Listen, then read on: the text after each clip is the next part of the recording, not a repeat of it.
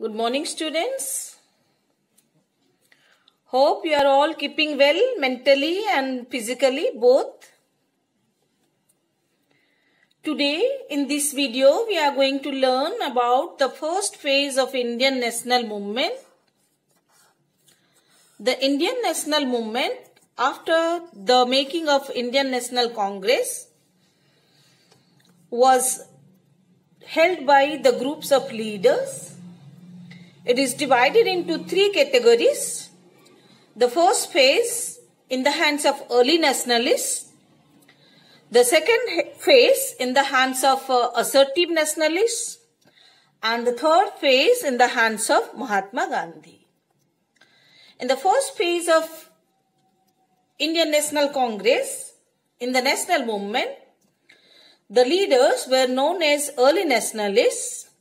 And the leaders of the period were W.C. Banerjee, who was the first president of Indian National Congress, Dadabhai Naoroji, the second president, other leaders like Surendranath Banerjee, R.C. Dutt, Gopal Krishna Gokhale, Firoz Shah Mehta, Ras Bihari Ghosh, and many others.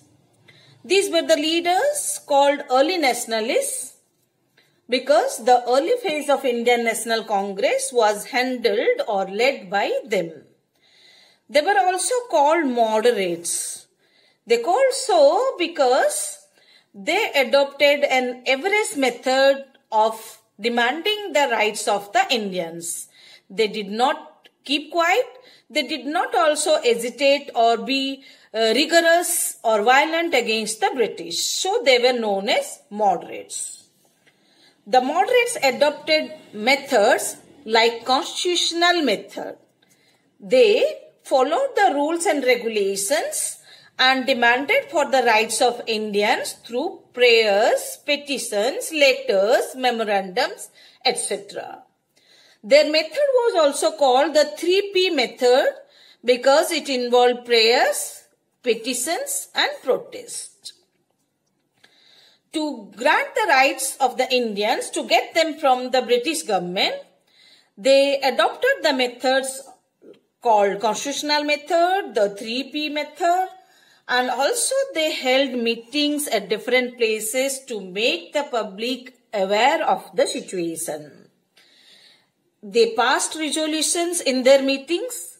They made use of press. It is the newspaper in which they wrote about the wrong practices of the British government.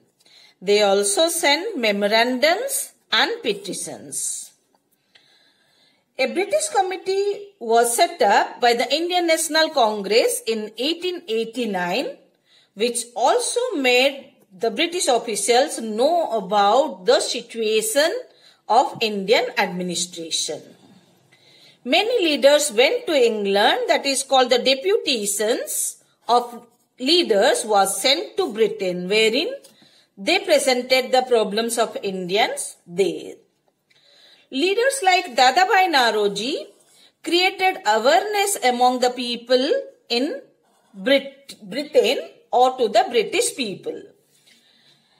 He usually held meetings in the public and made the British public know that their people in India were not governing Indians in the right manner. There were a few of the methods of the early nationalists. They had an objectives of the national movement. They had objectives. The main objective was to educate Indians in modern politics. By then, towards the end of the 19th century, people in India were not aware of the politics across the world. They did not know about the geographical boundary of the country and their needs. So they needed to be taught. So modern politics was to be taught. So it was an aim of the early nationalists. Their other objective was to arouse national political consciousness. The people who did not know about their duties and needs for the country, for them an awareness or consciousness was to be aroused. They also worked as an objective to create united public opinion. What the leaders felt, that should also be the feeling of the common men. So they wanted to create a united public opinion, also to influence the British government and the British public. The British government should come to know about the problem of Indians, and then the problems can be solved. The early nationalists had a great faith in the British leaders. They thought they do not know the problems of Indians. Once we intimate them the problems, they will solve the problems of Indians and grant the rights.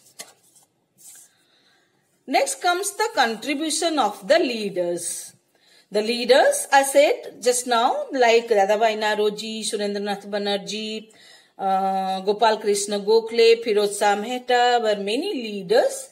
3 leaders' contribution we are going to learn. In first, we are going to learn about the contribution of Dadabhai Naoroji. He was known as the Grand Old Man of India. Because of his contribution to Indian politics, he was popularly known or called as Grand Old Man of India. He was called India's unofficial ambassador. Officially, he was not sent, but he himself had been to England and had become a member of English Parliament. In the Parliament and outside, he made the people know about the condition of India and tried to protect the rights of Indians, and he was called India's unofficial ambassador. He founded a society there called the London India Society in 1865 in association with W.C. Banerjee. He also founded another association called East India Association in 1866. Both these associations worked in England for making people know about the situation of Indians and to better the condition of Indians. As a member of British Parliament, he brought to the notice of the House in British Parliament about the matters related to India and Indian governance. Due to the efforts of Dadabhai Naoroji, a resolution was passed in English Parliament that the Indian civil service examinations to be held simultaneously in England and India. Otherwise, it was only held in England, which was tough for Indians to go and attend the exam.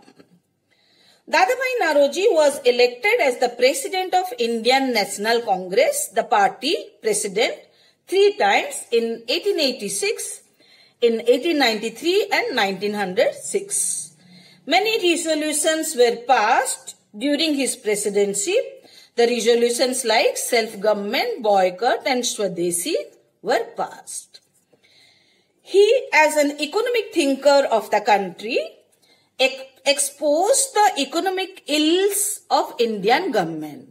How the British government extracted money from Indians through revenue and took raw materials and took all higher salaries from India and in return gave nothing to Indians, has been explained in a book called Poverty and Un-British Rule in India. That is the drain theory of his economic system.